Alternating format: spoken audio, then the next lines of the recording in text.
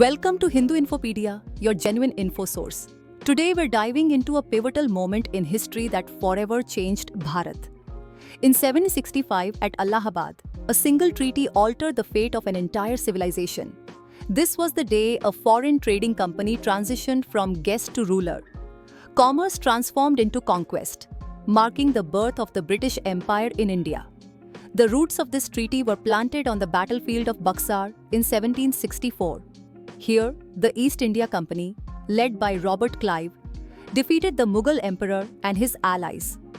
This wasn't just a military victory, it signaled the end of an era. The Mughal Empire had lost its grip on power and protection.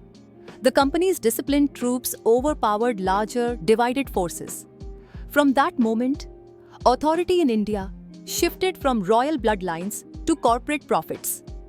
When Shah Alam Diku signed the Treaty of Allahabad, he was an emperor in name only. A Persian saying captured his plight. His empire barely stretched from Delhi to Palam. In desperation, he signed away the Diwani rights to the East India Company. In return, the company promised protection and a small annual payment. For the first time, a private corporation gained control over the taxation of millions. The Treaty of Allahabad was more than just a document. It was the foundation of colonialism. It marked the moment when merchants became monarchs in India. The company's profits flowed from the labor of Indian peasants and artisans. Through a mix of legality and manipulation, they gained power without appearing as conquerors. What religion once enforced through the sword, commerce now achieved through the pen. Robert Clive introduced a governance model called the dual system. Under this, the company controlled revenue collection, while Indian rulers maintained law and order. On paper, it seemed cooperative, but in reality, it created chaos. The company enjoyed power without responsibility, while Indian rulers bore the burden. Revenues were drained ruthlessly, leading to a collapse in administration and welfare. The inevitable famine that followed was a tragic consequence of this system.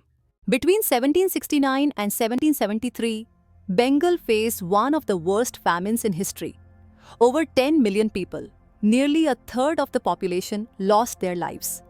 Despite this, revenue demands stayed the same, and grain exports continued while millions starved. Unlike previous Indian rulers who opened granaries in times of famine, the company focused on balancing ledgers instead. This marked the first tragedy of profit without compassion, a warning written in hunger and loss. In just a decade, the company evolved from a trading body into a full-fledged government. It began collecting taxes, administering justice, and commanding armies. The illusion of Mughal authority persisted for convenience, but real power lay with company officials. These officials answered not to the people or kings, but to shareholders in London. This was sovereignty by stealth, a conquest hidden behind contracts. The Treaty of Allahabad set the stage for future colonial expansions. The same structure of puppet rulers and economic extraction spread across India. It interrupted a rising Hindu political renaissance, halting the consolidation initiated by powers like the Marathas. India's natural movement towards self-rule was diverted into 2 centuries of corporate colonialism. The Treaty of Allahabad didn't just redraw borders, it redefined governance itself. It replaced duty with dividend and dharma with demand. A single emperor's signature created a blueprint for an empire that lasted nearly 200 years.